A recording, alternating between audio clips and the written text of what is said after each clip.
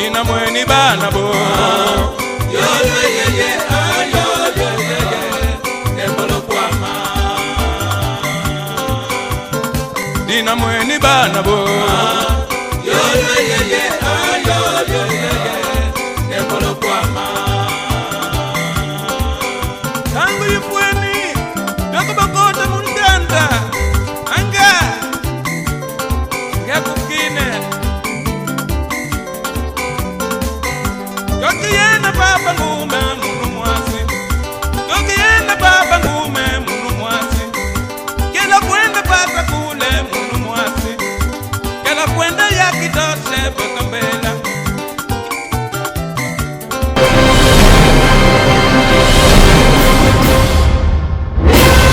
ezalaki wana ya couple moko bazalaki kobota te nzambe apesi bango mwana baye kotémoigner maman Angèle akabelaki bango mbongo wana na esengo akabelaki bango $2500 esili pendant la prédication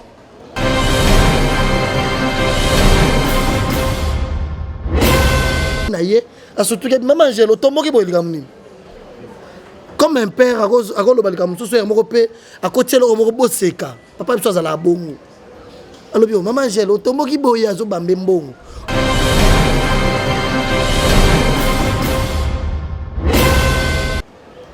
pembeni na ye sa fille cadette la jumelle azalaki pembeni na ye maman Angèle atelemi aketi na bureau bandoli honorable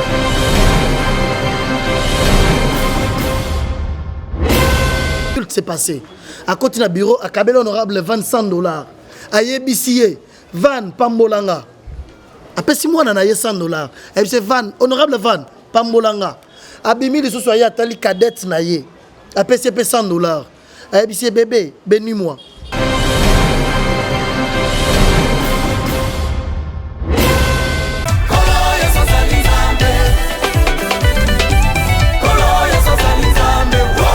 Explos célébration. Explos célébration. Célébrons Jésus ensemble. Bandeko nanga ya Kinshasa, bandeko nanga ya Brazzaville, date eza semoko. Le 27 juillet 2024 au stade de Martyrs. Boya ebele. O pendali ngaka nzambe na molai pe na mozindo. Loaï tutumisha nzambe ni mwene mwa nzambe pasteur Mike Kalambai. Samedi le 27 juillet 2024 au stade des Martyrs. Pasteur Mike Kalambai atarudisha Mungu ku martyr. Un seul rendez-vous au stade de Martyrs avec le pasteur Mike Kalambai. Venez nombreux. En tout cas, boya ebele. Venez nombreux, on sera au rendez-vous. Bisengwa lole, boya tokumisa mokonzi. Bisengwa lole, nazobinela mokonzi. Bapali na beto bandundu. Bampangi na beto ba Congo central. Betu nyonso betu kwisa le 27 yai. Le 27 yai na stade ya Martyr. 2500 francs seulement.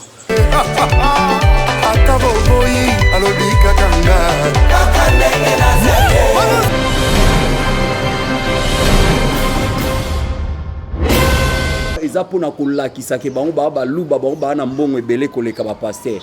Que dis-tu par rapport à ça? Et après votre intervention, bah, journaliste peut poser la question à bango ba opposer. Voilà, merci beaucoup Junior. Je pense que c'est une question pertinente, ça s'est dit. Nabatu, nabakinoa nenga bazolinga kolobela. Mais ici, je m'aimerais épingler juste 2 points. Le premier point est que Maman Angèle Walesa, c'est une femme d'un serviteur de Dieu, Claude Kabundu Walesa. C'est une femme que Dieu utilise aussi puissamment, c'est notre maman. Et puis je pense que dans le monde, des témoignages, c'est une femme spirituelle. Ici, je me que les spirituel ne pas pesa biso temps ya koyoka biso. Ce qui est spirituel, ayebi que Dieu parle, et lorsque Dieu parle, pour tout enfant de Dieu a le devoir d'exécuter ce que Dieu lui dit. Ça, c'est le premier aspect. Deuxièmement, Maman Angèle Walesa, c'est une femme d'affaires. C'est une femme d'affaires. Et puis, aujourd'hui, elle n'a pas intérêt. Il y a un monisa que Azana Mbongo pour éviter mon Azana combien. mais seulement que ce qui s'est dit na bato oyo bazana ebelo bazana Saint-Esprit tende bazo un peu troublé pour bazo comprendre mamoli moté. C'est pourquoi bazo un peu na moi d'inquiétude. Mais si je voulais vous dire que tout ce que vous avez vu maman Angèle faire, elle l'a fait parce que Dieu a dit qu'elle fasse. Puis je vais vous le démontrer peut-être au cours de notre entretien. Deuxièmement, elle a un cœur ya kokaba. Kokaba wana yozolo bela wana. Ezana bat bazana mbongo bakaba pété. Caméra ils a pété parce que dans le bar à chaque fois l'église na biso centre de réveil spirituel où ils a kokamba na pasteur Kabundu Alessa. Tozala na 1 minute ya kotia caméra pour na kosala likambo. Mais seulement makambo et ça les makaba caméra ils ala nango. C'est-à-dire nous notre église nos cultes sont diffusés en direct. Tozala na ndako pasteur Alessa bato ba yaka pa na yebi akabaka na ye apesa ka caméra ils ala raté et lo ba raté.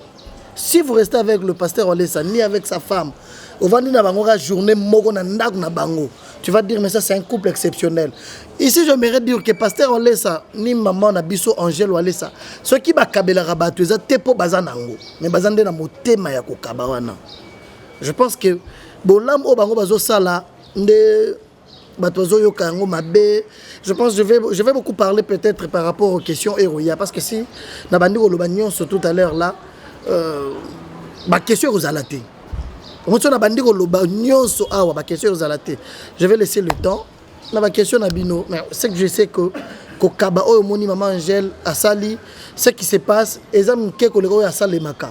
Je vais avant na zone sa parole pas nayo, je vais vous dire une chose. Maman Angèle Alessa que vous voyez là l'année passée, Dieu l'a dit que pambola ba père spirituel ya mobali nayo. Caméra ezate mtoye bita. Avion à Kemboujimaï parce que bango ebele bazana Mboujimaï. Azu avion à Kemboujimaï, à Kena banque abimisi mbongo plus de $200,000. Akabeli ba père spirituel, ils sont vivants. Ba pasteur. Ayebo nanda kwa oyo. Oya 20,000, oya 30,000, oya 10,000. Nzamba lobia sala yango. Caméra ils alaki te mutu moko peta yebi. Peut-être c'est la première fois que je parle de ça. Il y a des choses à sala yango na orphelinat. Ba homme de vieillard et pas ba veuve asala yango te po batu ba lobela yango après ou bien ami moni sandengo zolo ba na ebite soki ki elora balube uti wapi asala yango po na bongo te mais asala parce que azoyoka ainsi dit le Seigneur. Deuxièmement azape na motema wana disposer ya koyoka o nzamba lobi asaleli yango. Voilà. Merci beaucoup. Je dois aller ça. Est-ce que est-il vrai maman Angèle sur le pas de l'évangéliste Claude Kabundu Alessa? Pas sur le pas de l'évangéliste Claude Kabundu Alessa. Bango nyo subi balé bazada ndenge moko. Azo emboîté pas ya mobali na yete parce que bato ba histoire na bien. Ba oyeba ki banda kalele comme ça. Les années 1995 l'église na biso il y a centre d'évangélisation charismatique sec. Pasteur Alessa ozo mona wana azalaka bazoteya na pasteur na bango na koteya sengo latie aye azana voiture moko akabela ngo pasteur ser na biso moko azaba nemba pasteur Mike Flore batwaze belé azo yemba bien moni pasteur Alessa ye maman jela yebisi nazo vide garde-robe na nganyo so nazo pesa mama wana po ayembi bien nazo zobila mana nganyo so biloko andako nazo pesa parce que pasteur wana tei bien c'est-à-dire azana azo emboîter pas ya mobali na yete mais nzamba sala bango couple moko boye toye bakandenga ko situer bango te bazandenge moko bango nyosi mbali bazandenge moko Elise Moulanga. Oui solo ngape na ko tuna été parce que to mona pasteur Alessa yepe ko sala ba sadaka ya bongo lelo tant moi si na yepe azo sala ba don ya bongo to ya ko pesa mongo pour monter tangia ba monta black terre ba $200,000 ko bimisa boko pesa ata $10,000 au kaka muta bimisa na compte boye eza blague te. Alors comment est-ce que ça dit technique te pour tout le monde ba commerçant ba société de commerce ba société nyoso yo o était kaka ba produit na bango ba sala ka moi technique ba sala moi technique moko ya ko attirer ba client. Est-ce que ça façon te ya ko attirer ba bandimi vers bango? Maman Élisée, merci. Je pense que quand même dans le lendo te na Congo c'est comme si biso ne totonga temple ya bien makazete. Na Congo totonga na nzambe temple ya bien eza mulai eza la 6 niveaux. Totia sincère bato bavanda ti likolo wana ebele d'entre vous bayaka dans l'église na biso. C'est-à-dire biso lelo tozala na produit moko. Tozala na produit moko oyo to présentera bato produit na ndebe de la biso bato c'est le Saint-Esprit. Pasteur Walesa, que vous voyez, il a demandé son histoire. Bato va bien. Bah yebi que Kabundi Walesa, abanda mosala nzambe. Et pas naïe. Est-ce que yebi elo que ça là que balongo na mbujuma ba ya na Kinshasa. C'est parce que bana naïe ba ko vivre paix en paix na ndaku na bango. 6h du matin, bato baza plein na lopango, bato bana bandoki, bato ba malade, bazo ya plein na mbujima i place azalaka place abanda mosala nzambe. Alobi mais c'est de trop bana nanga ba kozala na condition ya bien té. Azwa lopango wana résidence naïe avandaka. Akabela yango pasteur naïe. À l'époque. Bon, à la Kinshasa, ça les marathons. En tout cas, le pasteur n'est pas au étage. À la Kinshasa, c'est bâton de la banque. Bien, je vous explique. Nous allons répondre à la question. Bâton de la banque. Ouais, c'est pour te dire que, oh, et ça les maca, et bazo salangote pour batubaya. Bazabongo. L'esprit de Dieu est notre produit que nous présentons. L'esprit de Dieu maintenant, le rôle de tout le monde a rayangote, et vandi kati ya Kabundi Walesa. Kabundi Walesa, na maman na biso Angèle Nzeba Walesa. Bango sikonde batu oyo produit wana ezo mona nezo teka mananzela na bango. Batu balandaka pasteur Walesa partout. Tout ça les martyrs awat. Tout ça la campagne à stade de martyrs plein. Bozala ina biso ba accompagner biso. Bon mona to tia photo un musicien ni. Atamorote. Produit na biso c'est le Saint-Esprit azana katia pasteur Walesa. Teba ina biso que photo à place photo à Walesa eza batu boya. Batbayaki na bango ba campagne ça les magawa au monde na ba publicité musicien tel a Rosala eza mabete mais ba musicien belé pe bazala na système moko ceux qui bo bengisa na campagne ayembi asilisi akei ce que biso to lobi que biso ba musicien ba vanda ba ya ko yoka parole de Dieu. Le produit c'est le pasteur Walesa, le produit c'est le Saint-Esprit dans pasteur Walesa et dans sa femme yango ndezo attirer batu eza ba action. Merci beaucoup. Le temps pour nous to pesa bandeko. Je crois qu'on commence par Angèle. Je suis madame Angèle Nubu, je me fais laisser au ministère. Ça fait la même chose que tout le monde a papa j'ai au cabaro maman zoka. Tout le monde a dit le bible c'est que ce que vous avez beaucoup et pourquoi pas que maman ko ça là on a le lenge moko boye ya ko battre. Question na ngami baleza. Pourquoi kaka tomonaka na église ya pasteur Walesa soki bazokaba bapesaka mingi na batu oyo baza nango déjà tandis que na mboka na biso toza na badifficulté ebele. Il y a des orphelinats oyo bana balamukaka na ntongo bazomanke même morceau ya lipa mpona kolia mpona nini papa na mama bavisitaka nango te. Merci maman. Ça c'est bien. Ouais, parce que question a beaucoup plus dans la païen. Au Bible lobby ceux qui ont passé dans gauche, droite et batté. Ce que vous avez dit hier les ça tout ma panambisi. Yesu yemoko. To yeba yango ka sindenga nini. Pour yesu ko sala yango, alobi pe ba koma yango te. Omoni, il y a des choses où ça les makapona, biso déjà nyonso ça les magazala pe pona ko édifier kondima ya batu. Yango pasteur Walesa ayana évangile avec le pain. Ezana mutu maman aye azana nzala na libumu na ye okoye bisete ke yesu aza lobiko ekokota te mutu bongo someleka sucre na lipa esili oteye mabeza wapi soki mutu azana mawa bapesi et puis vous venez de dire ici que bapesa ka batu bazala nango maman ya ndunda obino bokata ba vidéo botambwisa ozoluka combien maman ndunda azana mbo maman moko awaka mikolo oyo ayena mbasu toyebi eta utina maluku ayena mbasu bamemi ye na église wana na mwana moko muke jeune fille moko Judith pasteur Walesa tuni oh yo na pota lokolo ropola boye okomi ya ndengeni oh fille mutu amemaka nga mwana ndeko na nga sala na exercice wana natala fille wana memi ya tamboli na ya zonga lobi Judith na sala loni somela biso lopango nazo peso $20 bazana nini azo gagner nini intérêt na yeza nini motema wana motema bazana ngo wana tellement que na Congo peut te message ba pasteur belé ba kabarate ça c'est vrai non oui bien monte que au moins pasteur aza bien yemoko interprète aza bien te pasteur aza bien ceux qui l'entourent ne sont pas bien pasteur on laisse ndenge aye azote ya batu parole de Dieu azote ya sanctification puissance nzambe besoin accompagner ye mais aza pe na motema wana ya mbongo azalaka nango akabi vous pensez que pasteur on laisse tia pesa wana pas za nango ebele vous assurez vraiment que pasteur on laisse za mbongo ebele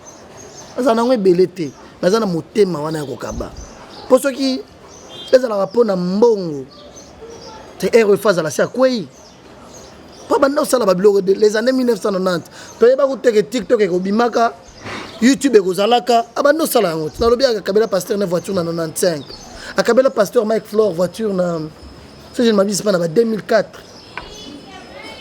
bah TikTok ezalaka te c'est quelqu'un c'est un couple baza bongo moi je ne sais pas comment expliquer ndenge bazozala ça nous sera très difficile ya ko justifier eloko ye ayoki po asala yango mama bakabelaka bato mbongo te soki olandeli bien omona que makambo ozoloba baorphelina wana honorable Van Walesa somba lopango kotongela baorphelina bandako caméra eza te oyebi yango te kotonga tokendaka na baorphelina chaque fois ici il y a des choses.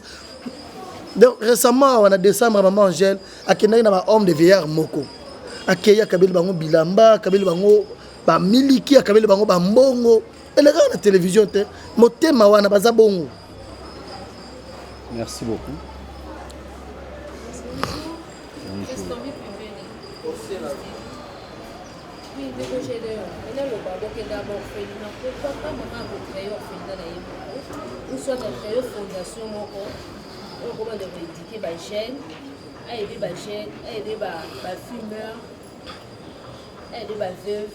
Pourquoi pas ça le cadre qui va encadrer bango au lieu que nous bailler à l'église bazui mais avant d'ici bango pour encadrer bango non, merci Dada, c'est une très bonne question.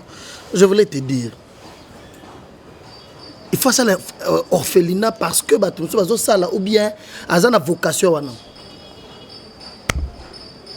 mais à ça la don chaque fois na orphelinat nous avons une fondation surtout dans la fondation Walesa au moins il y a bien il fallait que bon bino tellement que vous vivez que dans le buzz bien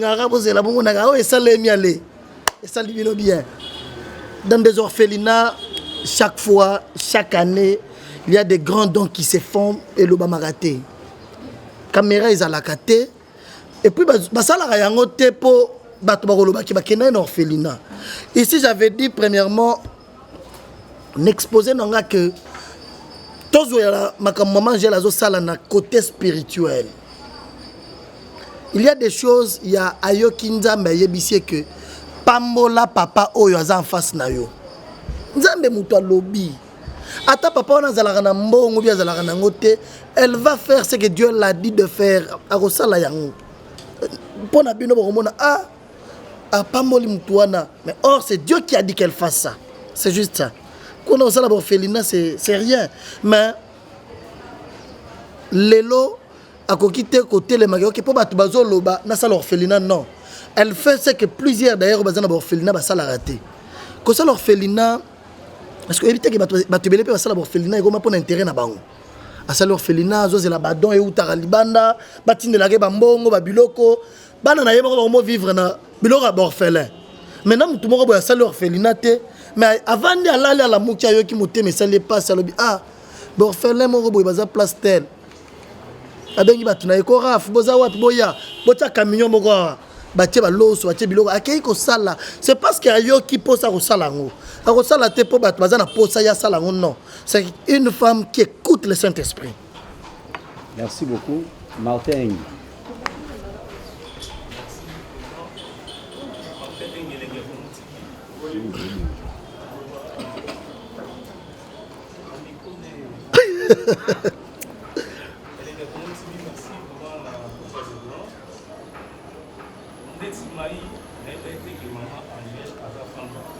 Ok.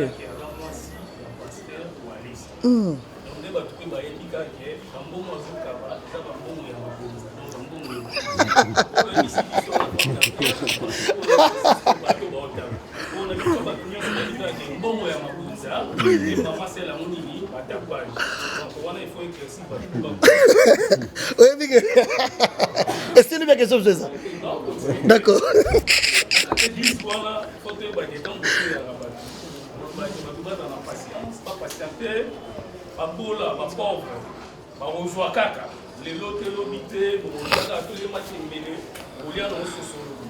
siko ba pauvre o bayaka wana batiaka mpe mabonza ba 500 ya ba 1000 francs azongi mpe ndako église esili azangi mpe loko olia na ndako après azomona mama azokaba ba 5000 dollars ba 10000 dollars la présence ya ba pauvre wana tandis que boteya bango bopatiente bozela lobi nzambe akosunga bino kozwa mbongo siko ba pauvre wana retour na bango baokomprendre tozela nzambe jour nini tandis que tomona mama azokabela bato ba 10000 dollars ba 20000 dollars devant na biso nayebi te so tokoloba nini mpona ba pauvre oyo baza na église wana kosunga mpe bango. Merci beaucoup, mon frère Mathieu. Martin. Et Martin Engi. Tu sais, lorsque vous posez question, c'est qui mingi. Parce que, na yoka ki na pas live, moko na bato, na poto basali live, bato bazo benga. Moko na bino mabonza, ndazo sale la tapage wana. Na lobi voilà, mon peuple périt par manque de connaissances. C'est-à-dire, bato belé baza. Tellement que na Congo, c'est comme si si on allait à la mouki, abandi ko juger via bateau. Oyebite muto na zanenga nini obandi ko juger. Maman Jeanne Walesa, c'est une femme d'affaires. Elle est dans beaucoup de choses. C'est une commerçante. Nego yoka ba commerçante bazali. Reconnue aussi par l'État. Hein? Il y a beaucoup de choses peut-être à Narolobate. Mais bateau ba yebi que c'est une femme d'affaires. Atekaka. Comment on a Zigida wana na wenza Zigida wana ateka wana azaba mama ko omana Zigida wana ateka mama jelo na teka pe matungulu ba tomate azaba chambre froide azaba mwebele. Elle est dans beaucoup de choses. Grossiste. Elle est dans beaucoup de choses. Déjà je voulais te dire que batba longola makanitwa na keza mbongo mabonza eza motema na ye motema oyaza nango mbonga mabonza wana ezalaka na église ya pasteur Walesa te na baeglise mosusu même mbonga mabonza wana ekotaka pete mais batikala mpe kosunga mutu te boye tomoni ke biso na église wana toyamba ser moko auti na camp kokolo pasteur Walesa zote aya mibwaki liboso abandi kolela mobala kiminga tikinga na bana 4 babengani nga place na vanda na kawa ne pasteur moko toyebana na naza na place ya kolala te pasteur Walesa yebisi ko banda lelo nga na komi papa na yo apese mbongo garantie andako bizwa zope mbongo banda koteka azo gagner nini motema. Ça c'est de 1. Maman Gel, tout ce qu'elle fait c'est dans ce business qu'elle tire son argent. Tala est-ce que bien mbongo nezo bimezo zongate ezo bima penako abimisi akabeli mutu ekeipe. Deuxièmement, la question la plus importante est oyo lobby. Ya bato baza l'église na biso bato musu baza ba pauvre, l'église na biso ba pauvre bazate. Biso to ba na Nzambe. C'est Dieu. Ceux qui ont la confiance dans Nzambe, ils ont la pauvre na poche, mais spirituellement ils sont riches. Biso pasteur na biso ka bundwale sa terre, biso te que nenge boza ba pauvreté. Alors ba na biso ka loba na za riche. Ata autour la nzala. Yo loba nga na za riche. C'est ça la réponse. C'est pas la so pauvre bazala te. Bato ba ko ta répondre na biso baza ba riche. Richesse na bango tam si on est au moni na nyango te. Mais spirituellement baza déjà béni. Pour être franc envers vous, nous sommes dans une église. Alors, nous sommes dans une église. Na idée que na keipo ba kabelanga. C'est que yebinza me wazo sambelate. Comment est-ce que vous avez une église na idée que na keiku na manger la kabelanga epé non. Ya kanzambe oyo apambola rabato apambola yo pe. Nzambe azo pambola mutu na tour na ye. Mutu nyonso aza na tour na ye pa nzambe. Neti ba biso oyo. Toyebi na biso ka pa nzambe toza déjà béni. Netinga, je vais avouer une chose, mes chers amis de la presse. Moi, je suis avec Pasteur Walesa. Nous allons aller papa nanga. Tu penses que yo yebi nzambe te? Oh. Mathieu. Eh Martin, mais Mathieu on a ah Mathieu ça. Bon ça a été.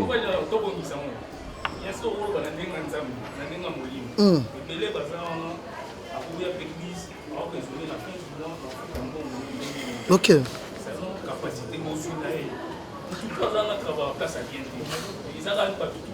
Non mais moi je t'ai répondu du point de vue spirituel. Est-ce que tu crois d'abord dans la spiritualité? Tu sais que Dieu est béni, Dieu existe. Si tu sais que Dieu existe, on va discuter dans le Gambaboété.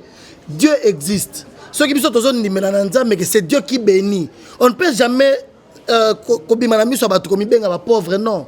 Notre église là c'est une église des riches. Au moins centre réveil spirituel. Les églises ya batu ya mpiaka te. Les églises ya ba riche. Na lobi bien, okoki kozala mpiaka na poche, mais spirituellement aux riches. C'est le spirituel qui engendre le physique. Le matériel est engendré par le spirituel. Nous, dans notre église, on n'enseigne pas les gens que n'est pas boye, ata bozaba pauvre, lobi bokozwa. Te biso tout est maté wana te. Biso kabundu laisse à l'axara biso ke bino nyonso bozaba riche. Ata na poche ozana $10 te, yo loba na batu kaka ata na famille na yo. Ayi sara biso na réunion famille. Yo commence à net yo muto kozwa charge nango nyonso. Ata za nango te. C'est-à-dire une dimension exagérée de la foi. Il y a que lorsque ozo s'engager bongo na kondima, nzamba zo mona yo, c'est comme ça que nzambe na poche na vide, nzamba okotsa tout $. Martin ça satisfait. Merci. Merci. Bonjour papa. OK.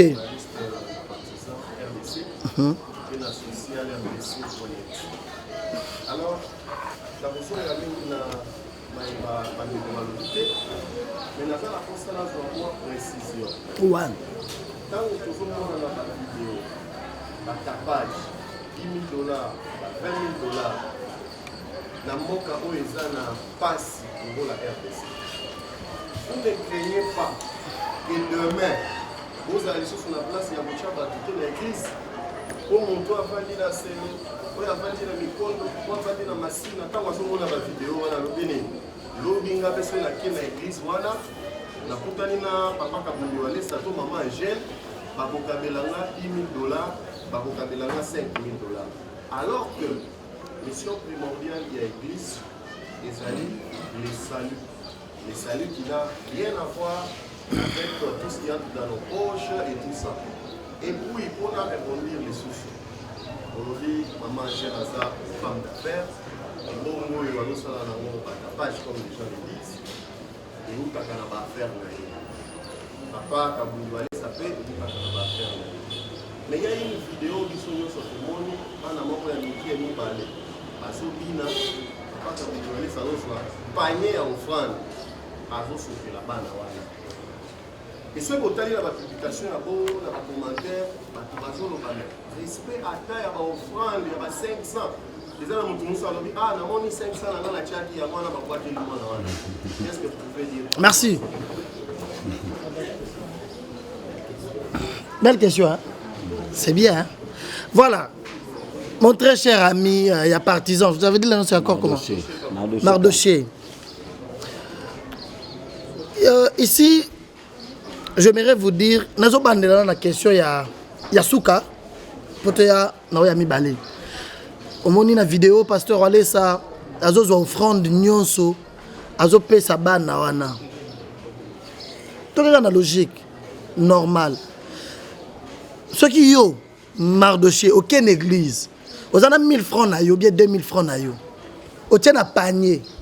Au tien offrande non na panier. Sincèrement, mbongo wana ezalaka ya nani? Ya pasteur. N'est-ce pas? Non, mais c'est le pasteur qui coordonne l'église. C'est le pasteur qui va vous dire que tu as tel travaux, tu as tel travaux. Bon, il y a des gens qui ont dit que tu as mbongo wana. Nenge pe mbongo wana ekoti bakoki kosomela yango basete bi basomela yango peinture. Nenge pe amoni mwana wana azobinela nzambe bien. Attention, bana wana bazobina na boîte de nuit.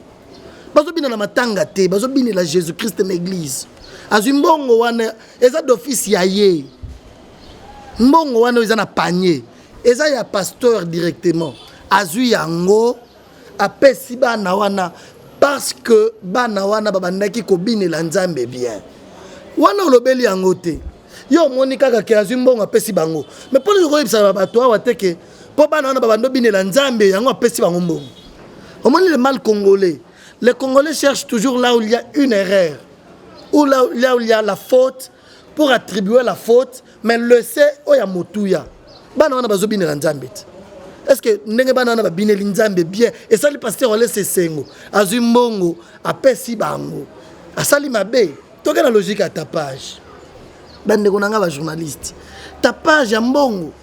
jour nini na sina benga bino ke boya passer on laisse alinga la bino kazana mbongo ou bien maman Angèle alinga la bino kazana mbongo. C'est pourquoi j'avais dit au début que il y a des choses. Il y a le Saint-Esprit qui parle, il y a aussi le cœur de fer. Ailleurs qui Saint-Esprit a sali. Et ça m'a dit la rapport Saint-Esprit à lobby. Et ça m'a dit la rapport mon thème naïe. A moni passe à moninga. A moni que moi no abine linzambe bien. Au lieu que ngana zo mbongo na ngana ndaku nanga na pesa bana. D'où vient le problème? Mon ami Mardoché, problème est à wapi?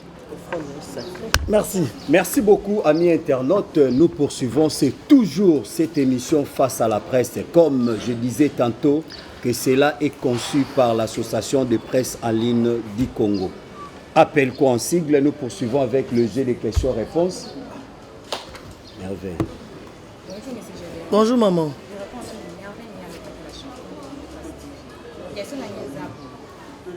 Babi volume.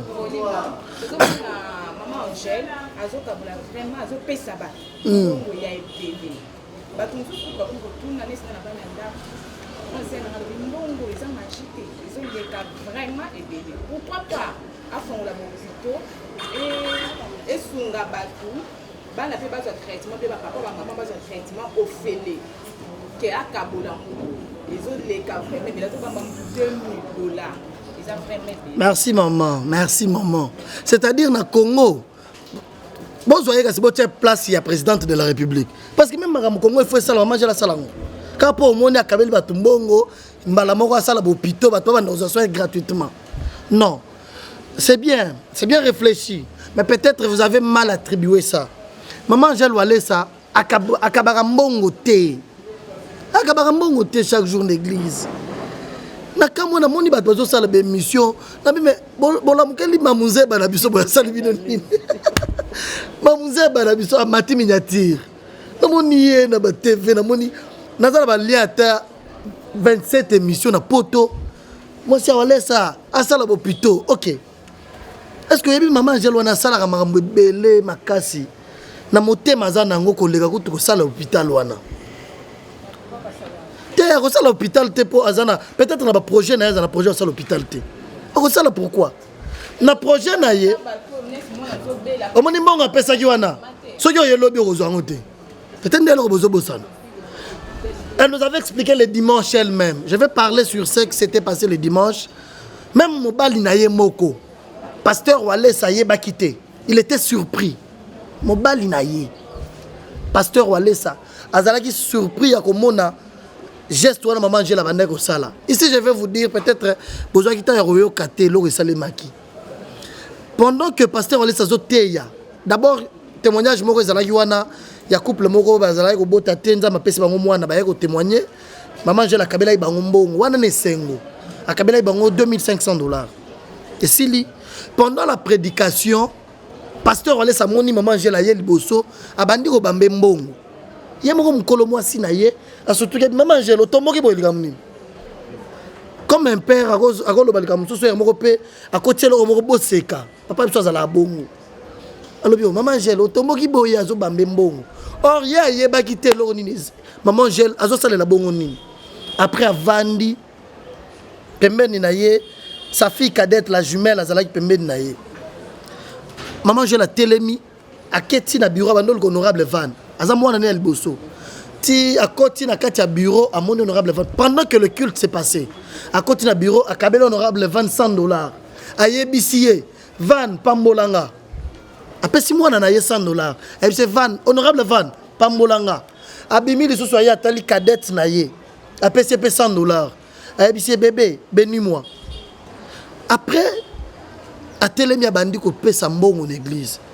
Lorsque pasteur Walé Samoni maman Angèle azo bimsa mbongo ebele. Alors mais maman Angèle tika na nous pesa mbongo wana na simbela yo. Tala bien vidéo mona pesa na simbelo otomoki boyelika munini. Et après à côté na bureau, moi je l'ai suivi jusqu'au bureau. Elle m'a dit moi na bureau mbala moko abandi ko sambela merci Nzambe parce que pambolinga naza multimilliardaire. C'est que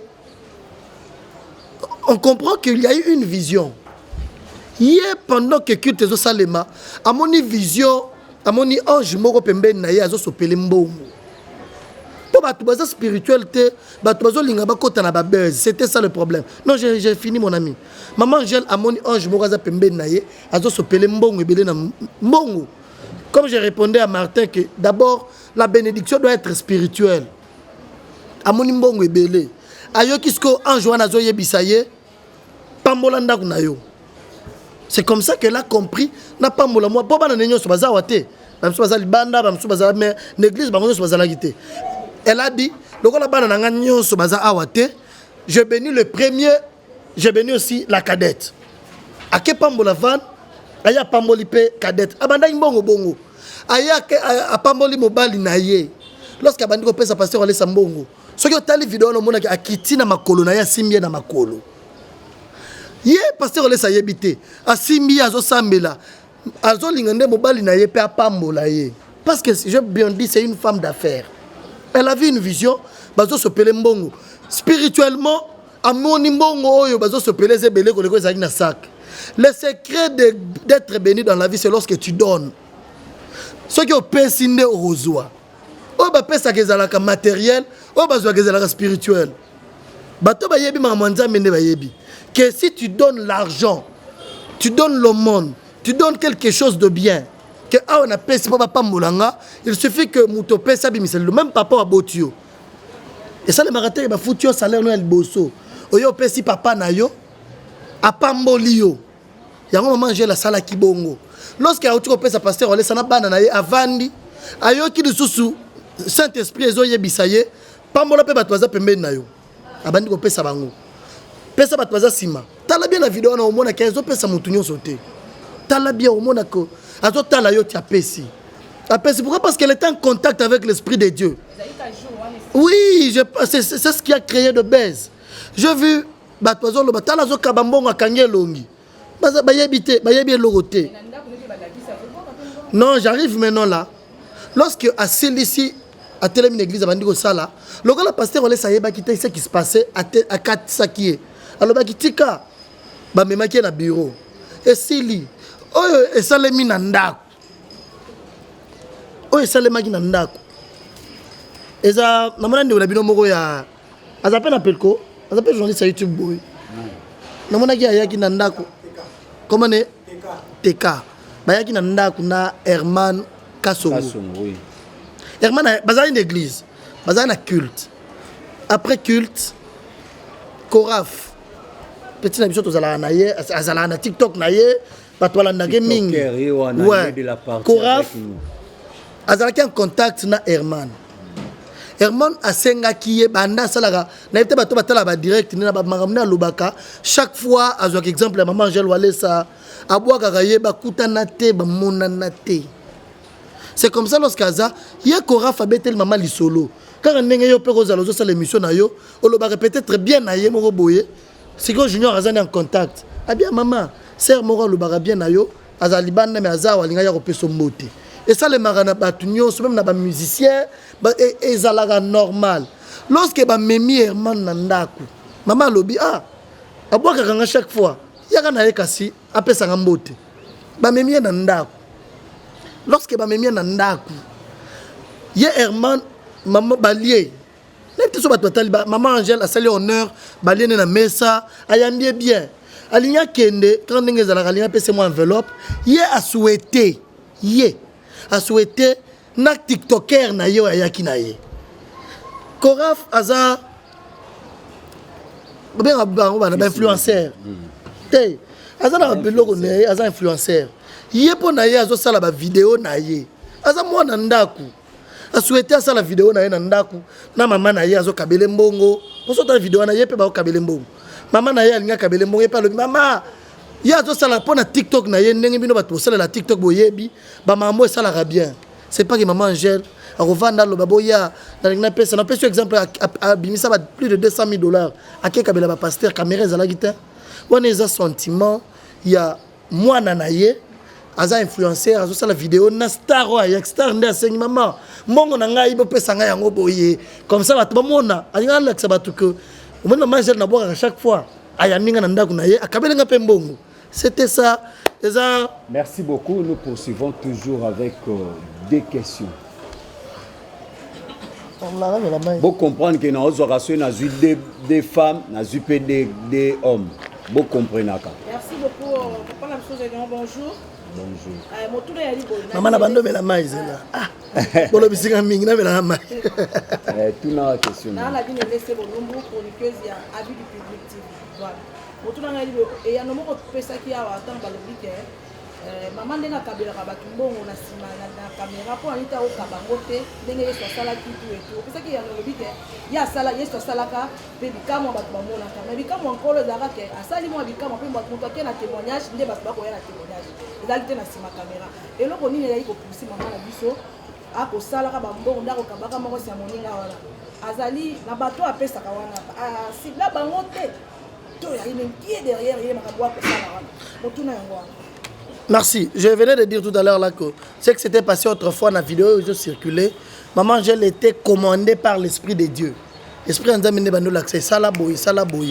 Et puis, elle devrait aussi donner l'argent à l'église pour que notre église soit bénie. Elle ne pouvait pas donner tout le monde.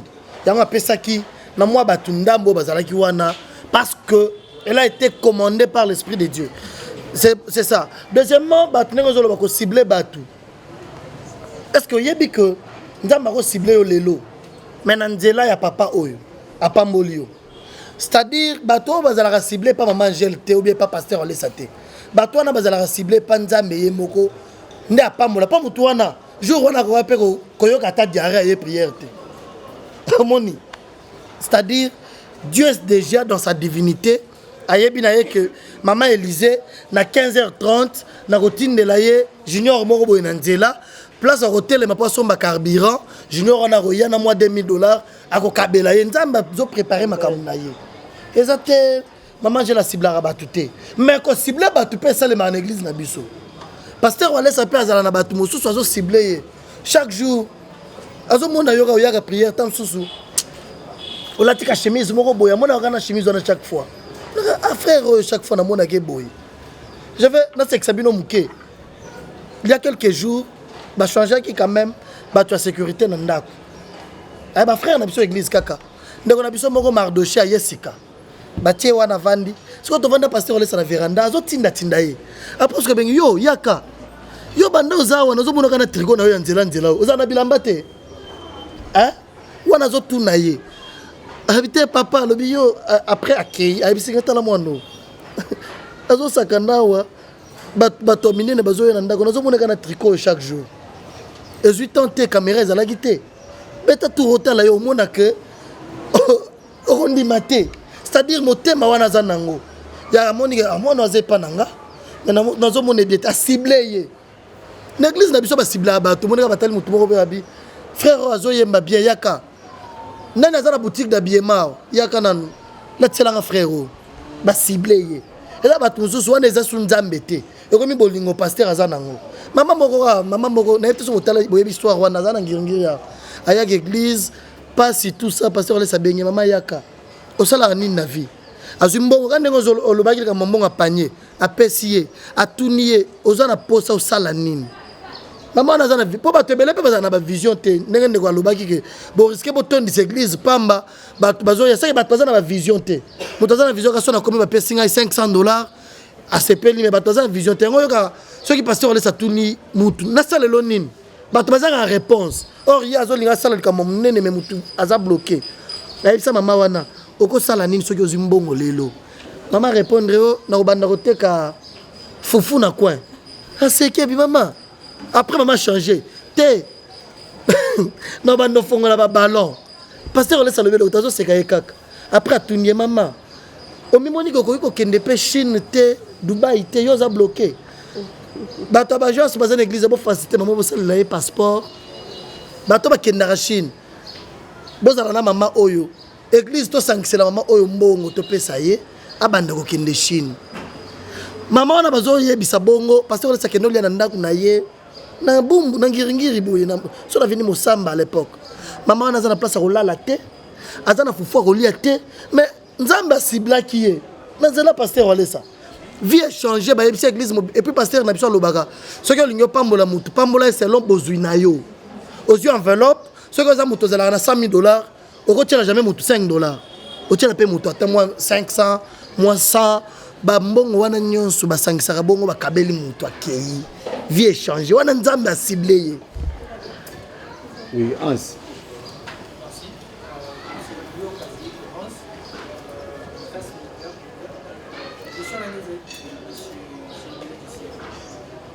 Pays bien organisé, la table là,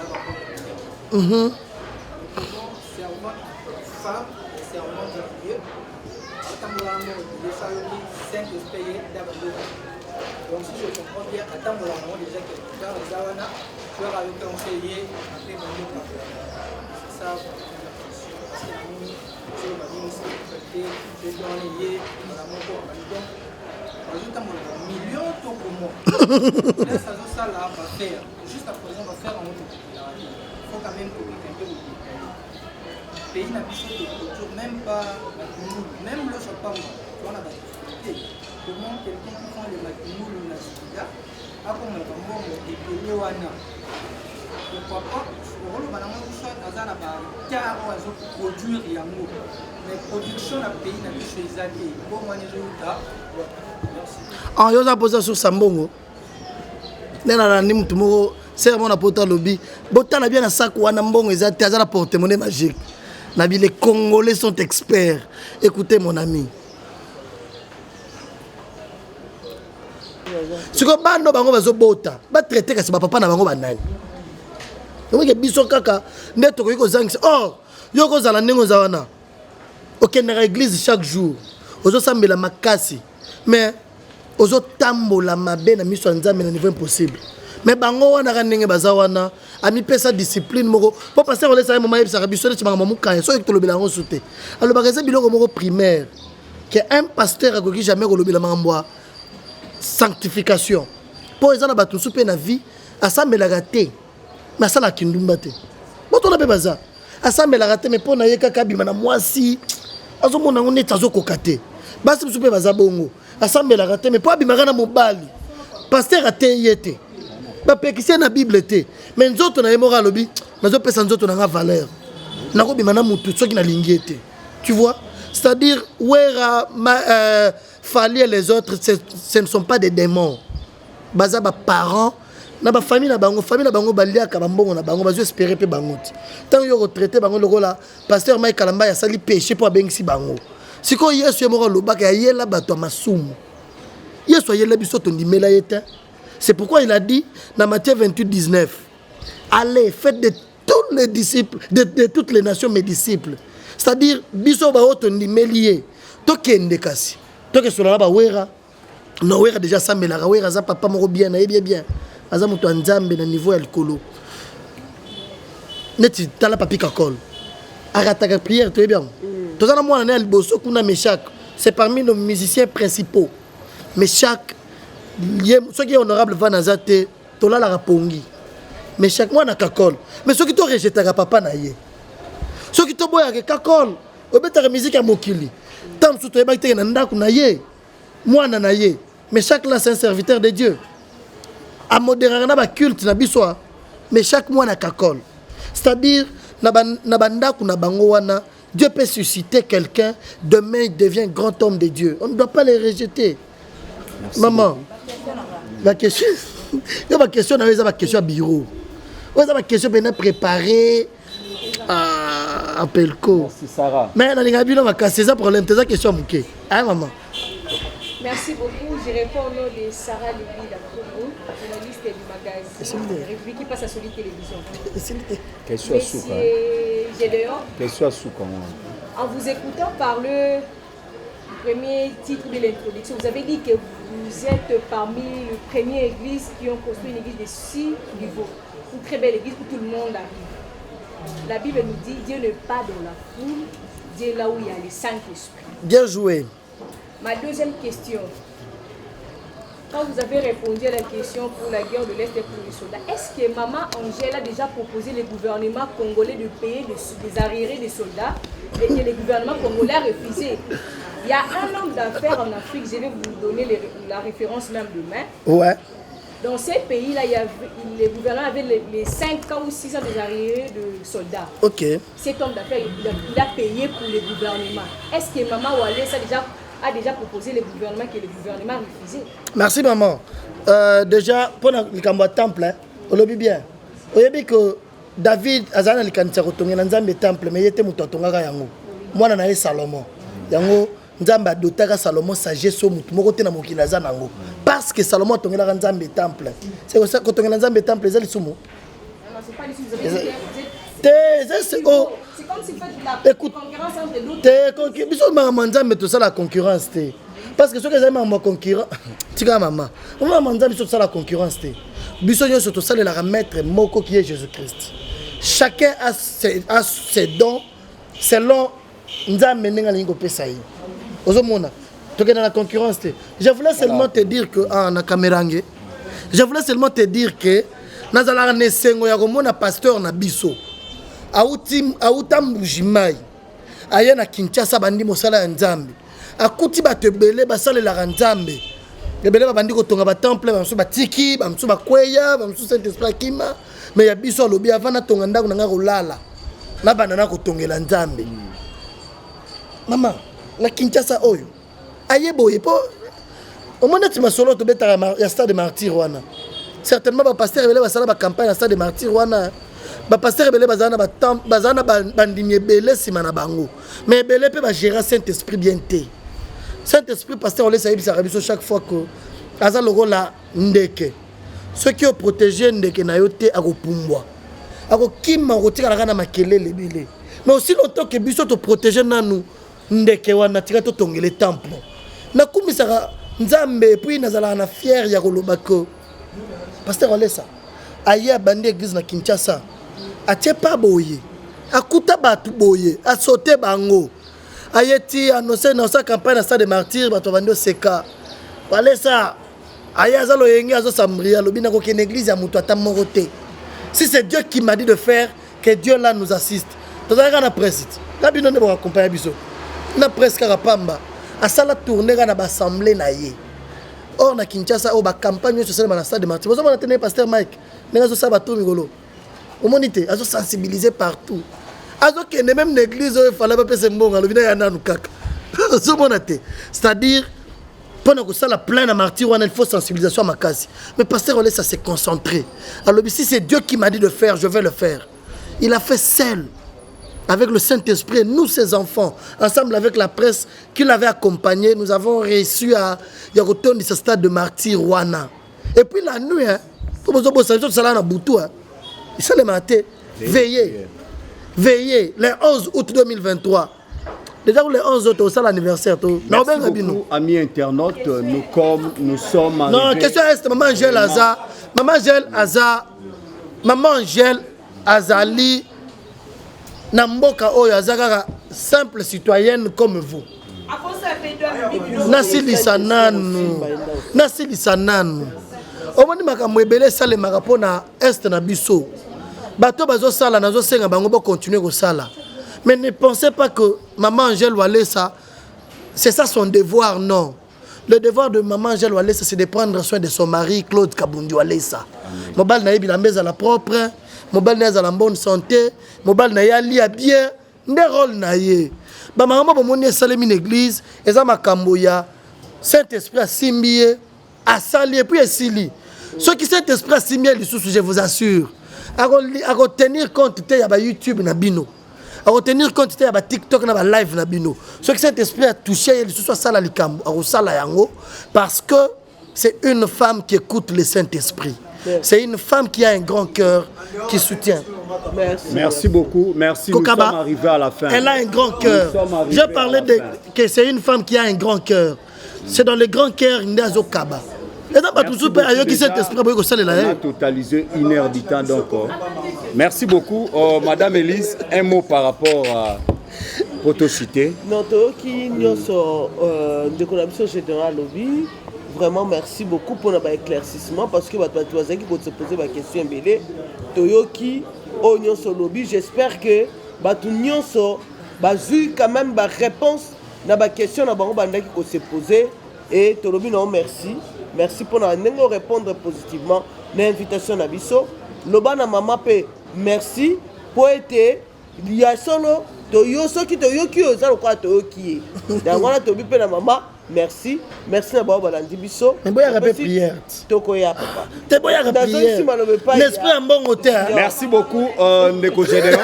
J'espère que nous sommes arrivés à la fin ce message moko ezali non le plus grand message que je bénis Dieu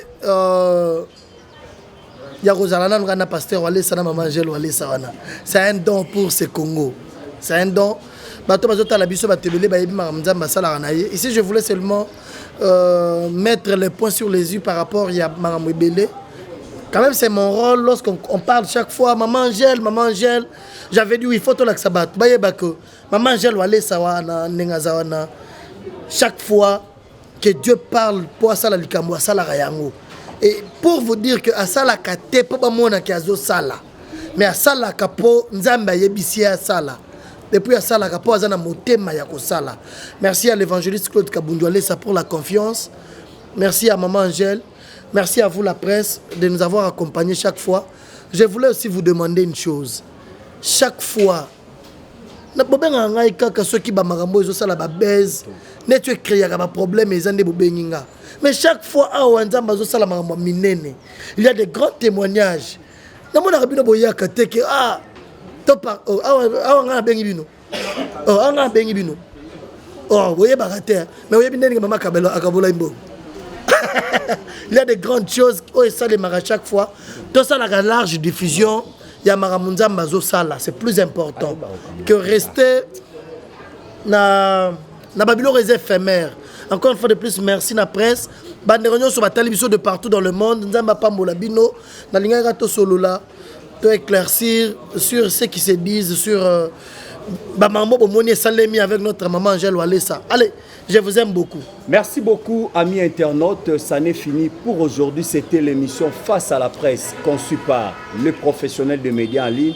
C'était là Gédéon Diciel, notre invité d'aujourd'hui. D'ici là, portez-vous bien.